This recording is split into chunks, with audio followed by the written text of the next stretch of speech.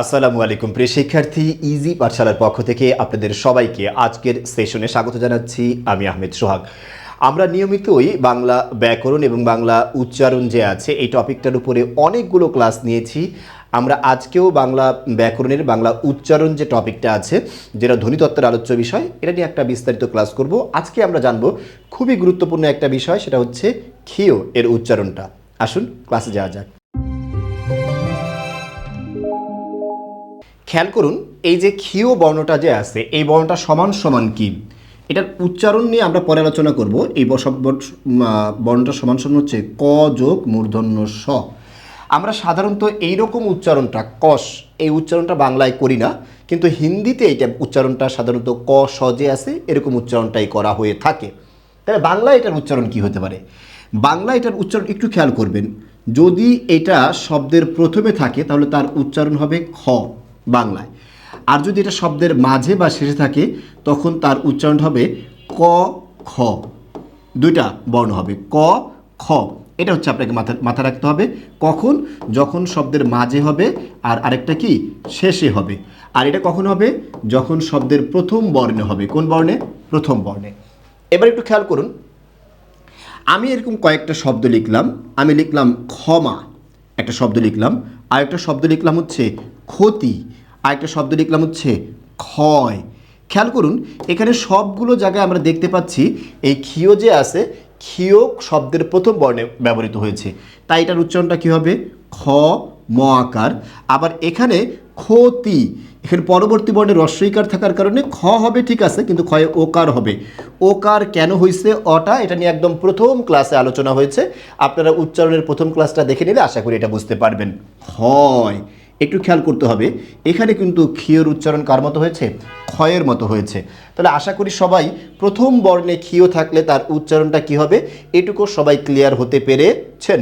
এরপর আমরা আরেকটা বিষয় দেখব, যদি শব্দের মাঝে অথবা শেষে ক্ষীয় থাকে সেক্ষেত্রে সেই ক্ষীয়টার উচ্চারণ কি হবে?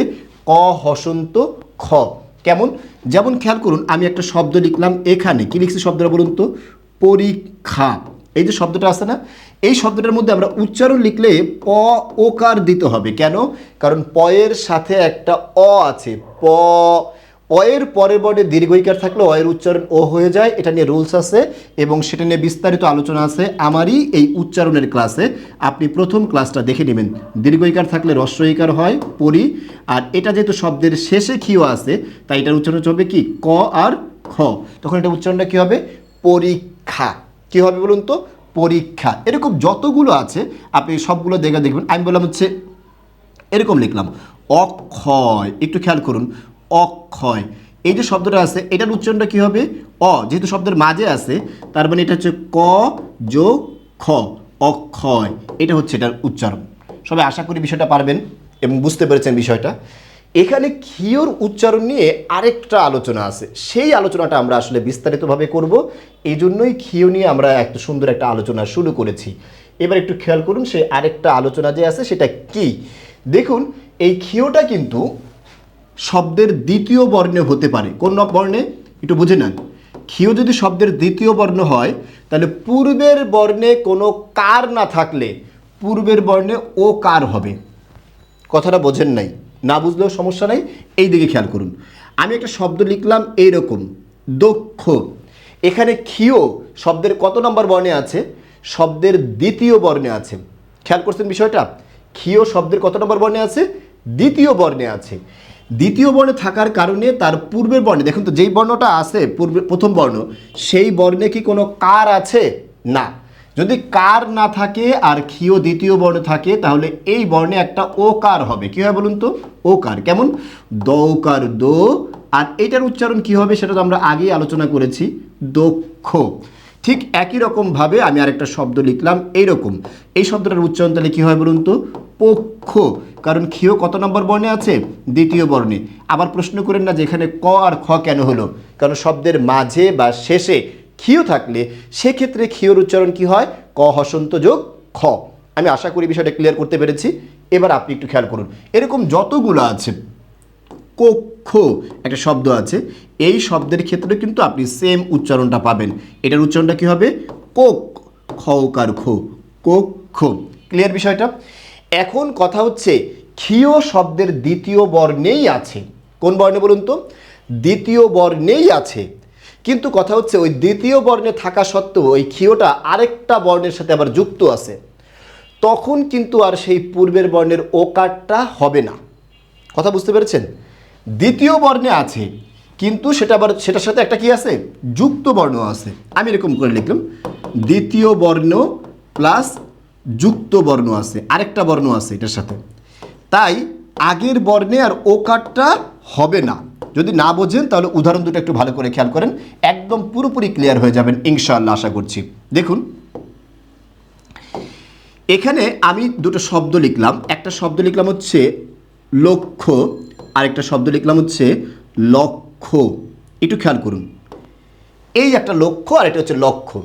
এখানে দুটো ক্ষেত্রে আমরা দেখতে পাবো যে ক্ষীয়টা শব্দের দ্বিতীয় বর্ণে আছে, কিন্তু এই দ্বিতীয় বর্ণে যেটা আছে এখানে ক্ষীয়টার মধ্যে কোনো অন্য অতিরিক্ত বর্ণ যুক্ত আছে নাই। কিন্তু যেহেতু অতিরিক্ত বর্ণ যুক্ত নেই, অতিরিক্ত বর্ণ যুক্ত নেই, তাই আমরা এই ক্ষীয়টা যে আছে, ক্ষীয় থাকার কারণে পূর্ব বর্ণে ওকার দেব। তাহলে এটার উচ্চারণটা কী হবে? লক্ষ্য।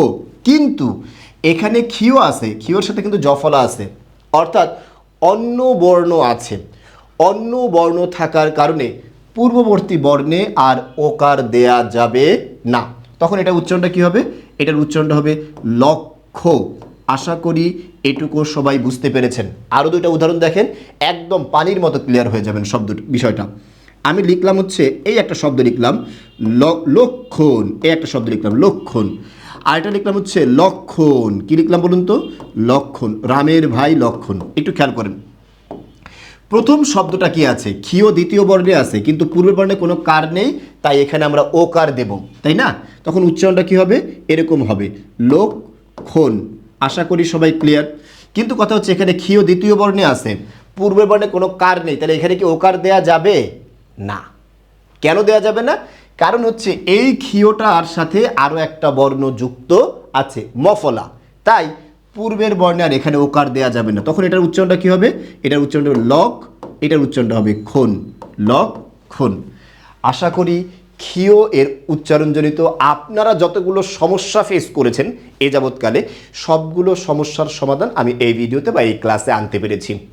যদি আপনার মনে হয়ে থাকে যে আমাদের এই ক্লাসটা আপনার জন্য উপকারী, তাহলে অবশ্যই আপনি আমাদের ইউটিউব চ্যানেল সাবস্ক্রাইব করে লাইক, কমেন্ট, শেয়ার এবং বেল বাটন চেপে দিতে ভুলবেন না। ধন্যবাদ জানিয়ে আজকের মতো এখানেই শেষ করছি। আসসালামু আলাইকুম।